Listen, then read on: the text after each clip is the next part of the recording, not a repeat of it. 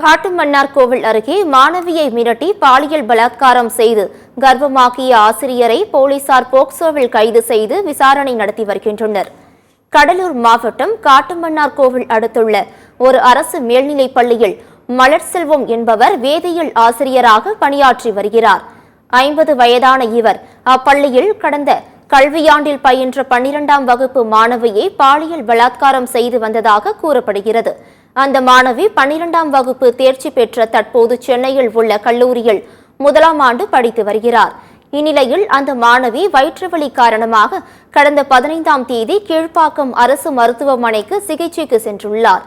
அவரை சோதித்து செய்த மருத்துவர்கள் அவர் கர்ப்பமாக இருப்பதை அறிந்து அதிர்ச்சியடைந்தனர். மாணவிக்கு வயிற்றுவலி அதிகமானதால் அவரை பிரசவ வார்டில் சேர்த்தனர். அங்கு அவருக்கு ஆண் குழந்தை பிறந்தது. அதனையடுத்து மாணவியின் உறவினர்கள் கொடுத்த புகாரின் பேரில் சேத்தியாந்தோப்பு மகளிர் காவல் ஆய்வாளர் ரேவதி ஆசிரியர் மலர்செல்வனை கைது செய்து விசாரணை நடத்தினர்.